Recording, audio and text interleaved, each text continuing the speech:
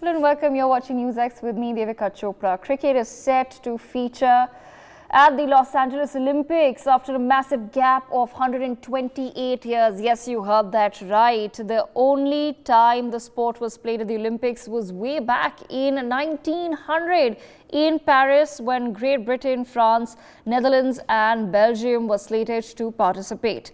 But now what is interesting to view is that of course, this is an absolutely fantastic idea. What are the viewership numbers of the cricket, and how exactly is cricket different today than what it was? What were the reasons perhaps why it was dropped back in the day, and why does it make sense to have cricket back at the Olympics? We of course take this discussion forward with our guests who join us on the broadcast. This is of course happening on the eve of the World Cup final in India. I have with me very special guests. I have Joseph Hoover, senior sports journalist, joining us on the broadcast. I also have my colleague Ananya with me, I can see, joining us from Ahmedabad. Ananya, I'll come to you in just a moment.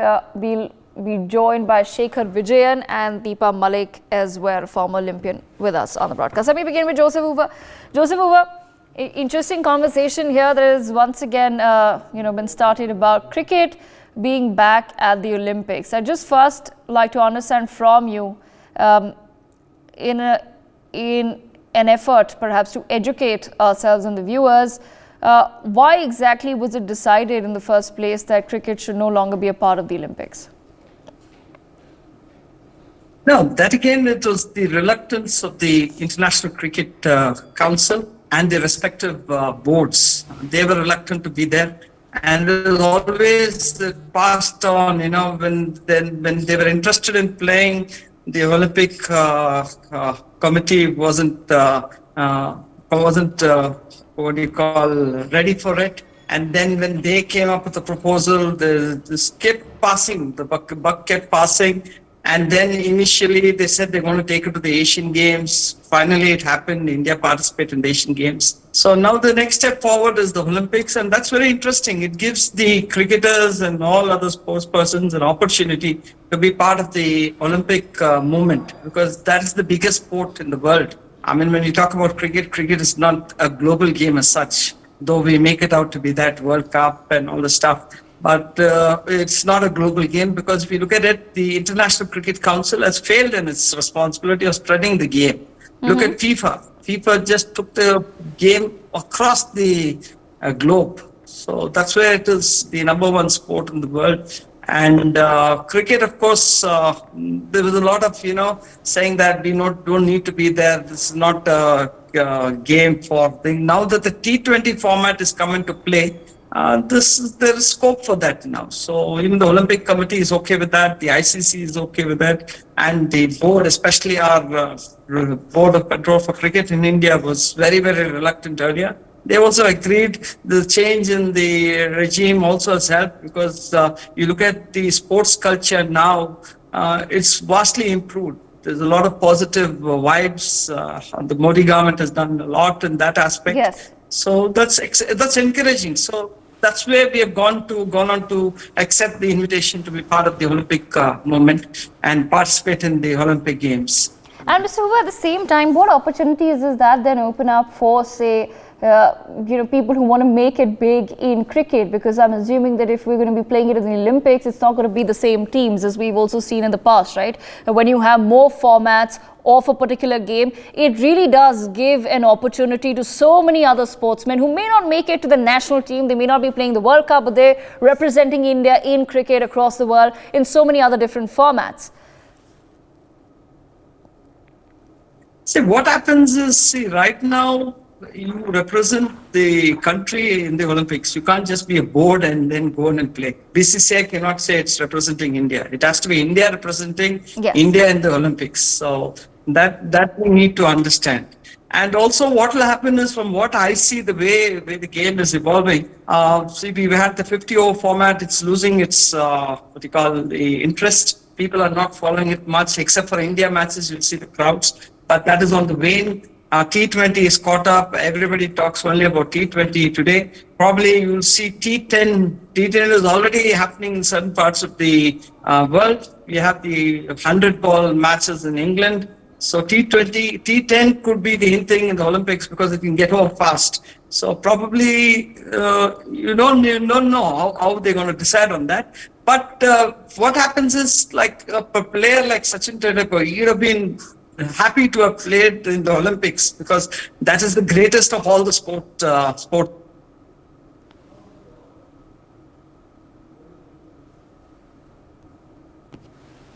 Yes, absolutely. Mr. Hoover, we seem to be losing that line there with you. Your audio connection seems to be going off. We'll just quickly try to fix that internet connection there that we're having an issue with. Shekhar Vijayan also joins us, but my colleague Ananya Bedi also with us on the broadcast. Ananya, you are where all the buzz is right now. Take it away. We're currently focusing on how cricket is making its comeback in Olympics as well. 2028, we're going to be able to watch cricket in the Olympics. Is that something that people are also excited about?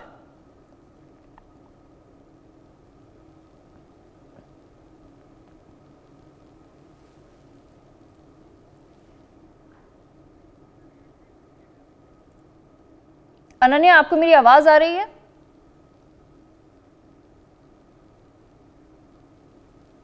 Okay, I think we're struggling there a little bit with Ananya's audio connection. We will try to fix that. I hope there's not an issue with our virtual meeting right now. Shekhar Vijay, if you can hear me. Yeah, of course. Okay, Shekhar. Yeah. Just the same questions to you as I was talking to Mr. Hoover as well. The fact that, yes, cricket is making a comeback after over 100 years at the Olympics. If you can just explain to our viewers why exactly does this matter? Why does this decision matter? Because it was one of the only major sports that wasn't a part of the Olympics earlier. But one can understand that there are, with sports like football and cricket, they are in sort of a separate league altogether when it comes to popularity across the world. Why was it important to have it as a part of the Olympics? See, we have seen in the case of cricket or in case of Olympics is global sports. You're talking about global sports, countries participating, and with India not just representing, with India not just playing a participating nation. I think in the recent past in the last few years, we've seen India has won so many medals across all sports. So I think this is the right moment for cricket to be a part of this. Now we've noticed that cricket has catapulted the entire nation in some kind of frenzy. Yes, we do understand that the ODI tournament, as we talk, is all about India. But then India is where all the power is. India is where all the energy is. And if India is trying the best to get the Indian cricket, or the BCCI is trying the best to get Indian cricket up on the global footprint using the Olympics, why not?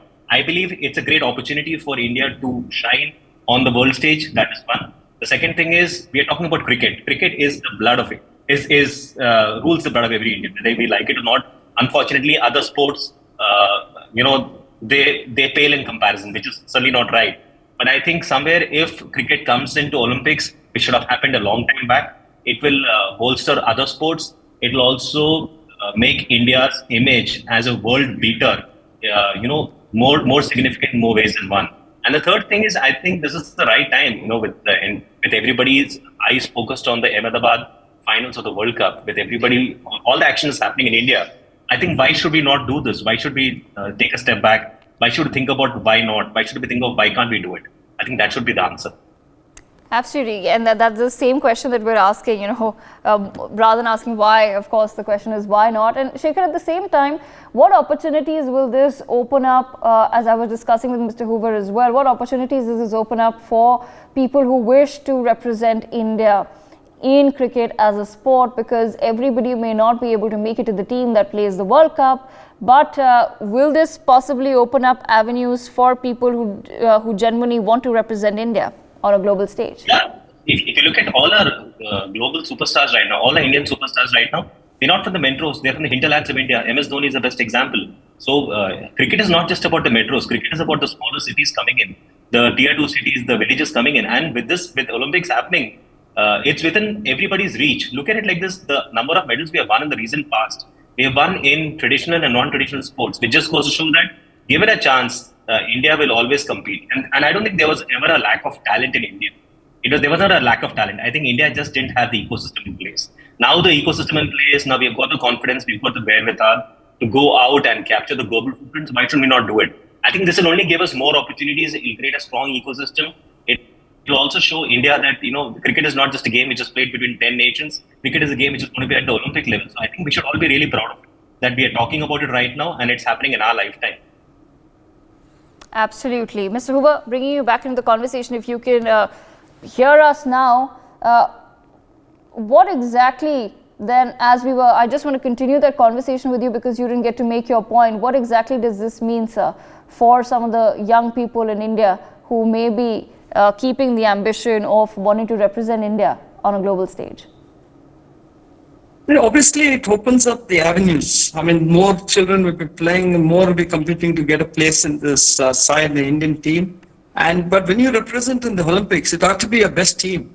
There should not be any two ways about that. Your best team should be representing the country in the Olympics. If you look at what happened in the Asian Games, which we won, we didn't have our best team there. We just had our second string of players out there, and they were just having fun, and they just got a feel of it, and they got back. But when you're representing India in the Olympics, you cannot compromise. You need to have the best. So then we have to also understand that we cannot have bilateral series or this FTC, the tour programs sorted out. All this thing has to be addressed. If it is 2028, right now they should be thinking this is the slot we'll be playing the Olympics. So there's no other bilateral series or any ICC events during that time. So India has to be very clear on that.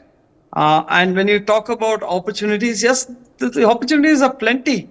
If you look at it, when T20 has opened up, there's aspirations from everywhere. You look at the taluk level, people have started playing cricket everywhere. Any nook and cranny, if you go, you find cricket. It's all about cricket. So there's a lot of interest and a lot of people want to represent. And when you talk about them representing the Olympics, then they got to fight hard, work hard and say, yes, I am going to be in that side. So they need to break into the Indian ranks. So it's going to be challenging. It's not going to be easy. As I said, we cannot compromise on a second 11 being sent to the Olympics. We have to have the best. Obviously, other countries are going to be part of the Olympics. They're also going to field the best teams. So if India goes there and loses in the final, I mean, it's going to be bad. It's going to create a bad impression. So it's best to look at the best talent going there. And I mean, as you want more children to play, more opportunities created, yes, that'll be interesting because one more Olympics. As I said earlier, if Sachin was given the opportunity, he would have loved to have played the Olympics. So who wouldn't want to be in the Olympics? A moment who wants to be part of the Olympic village. I mean, the atmosphere is different when you have multi-sports happening and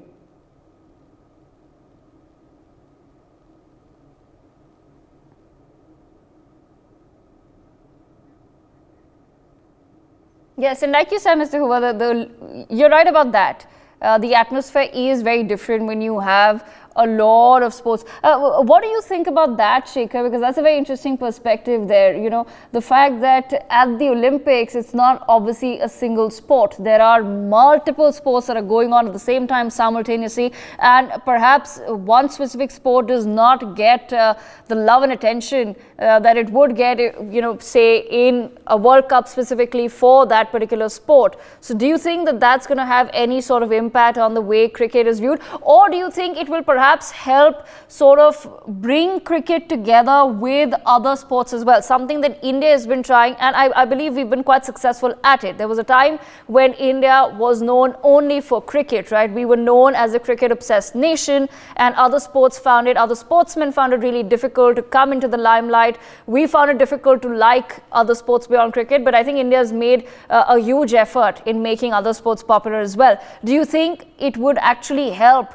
towards that effort further when cricket is played on a global stage with other sports? It's not getting as much attention as it's used to, but somewhere that has a positive impact on sports as a concept in a whole. See, I believe in this quote, and I feel this quote exemplifies India. You don't win the silver, you lose the gold. But the Olympics is all about that. And we have seen this in the recent past. Especially on your channel itself, we have discussed the number of medals India has won at the Asian Games, right? We're talking about not just cricket, but about other sports in general. So I feel somewhere if cricket comes in, it will be a complementary factor for other sports. We have seen cricket is a game which actually involves not just the cricketers and the cricketing bodies, but it also involves other sports, like for example football or anything else, or in terms of hockey also. So we have also seen that India as a nation has been growing so fast in the last few years, and I think our sports tradition is a reflection of it, right? And the fact that we have athletes coming in from all parts of India, not just the metros, the hinterlands of India, from the smaller towns, smaller cities, and they're winning gold medals. They're not winning silver medals, bronze medals. That just goes to show they are competitive, they are hungry to win, and that ecosystem is in place. Now, in terms of whether India should collaborate, whether cricket as a sport should collaborate with other sports, of course, I think it goes without saying that you have to collaborate to win. If India thinks that we can just be a sole white elephant in the room and feel that cricket will solve everything, I don't think that's ever going to happen. Because cricket will create the opportunities, but with those opportunities, can the other sports run along with it? And can we also make sure that we deliver the best? As in, we should not compromise on quality, and we should not put a foot wrong here. We're talking about the Olympics, which is the best of the best, where athletes and nations compete with each other. So I think there, I strongly believe we are on a strong foot right now, and we should just go for it and not look back, not hesitate at all.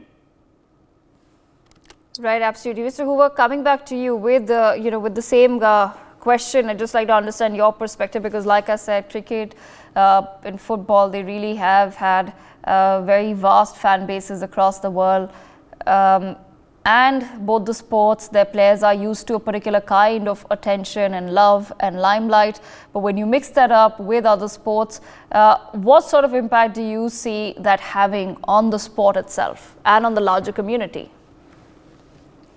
We should understand that the BCCI also contributes to other sports, significantly contributes for other sports, the development of sports. So that has been happening for a while now. And when you talk about it's going to impact, going to have a positive impact on other sports, you should understand that individual sports themselves are doing well. Our hockey team is doing well. Our hockey women's team is doing well. Our athletes are doing well. Our badminton players are doing well. Our footballers are doing well. If you look at it, we have an improved nation, a sporting nation. I'm a sports journalist, so I know what it was earlier, how many medals we are getting and what struggle it was. When you talk about an ecosystem, we are still not there. We don't have the infrastructure. Let's not say that we have the system in place. We don't have. Except cricket. Even cricket, if you look at it, 80%, yes, there's 24% to be covered. But look at other sports, which are really getting a lot of medals for us, a lot of getting us laurels. They're not given the due at all. Look at football. Football can be developed further. Hockey it was a national sport. It has just been, neglected. It needs support. The government needs to do a lot more. And when we talk about support from the government, it's not just about infrastructure, not just the ecosystem. They need to understand, they need to back their own athletes. And what a bad sight it was when some of our former wrestlers were, hustled around by the cops in Delhi. And that's the time when the government will stand up and say, listen, enough is enough. Leave the athletes alone. That is the kind of encouragement we need. Just they bring medals and we talk big, we take photographs, we hug them and all the stuff. But at the same time, we forget them when they're in trouble. That's not culture. You go to Australia, you go to New Zealand, you go to America, you go to any part of the world, they will back their athletes. They will stick with them. They said that's not what should be done. So when we talk about an ecosystem, it has to be holistic. So this is something, if it happens, if that kind of encouragement comes in, India has the potential to be a major sporting power. In cricket, we are talking big. We just have 10 nations playing and winning that becomes huge, way we celebrate. 83 was one and we are still celebrating that. So why aren't we doing the same thing for our hockey stars? Why aren't we celebrating our football stars? Sunil Chhetri has been doing phenomenally good for India. And what have we done for him? He has to come out and appeal to people to support them. Is that what we give our sportspersons? We have become a cricket-centric country, because I am a cricket writer. But I still believe that every sport should be supported. Look at badminton, what our girls have done.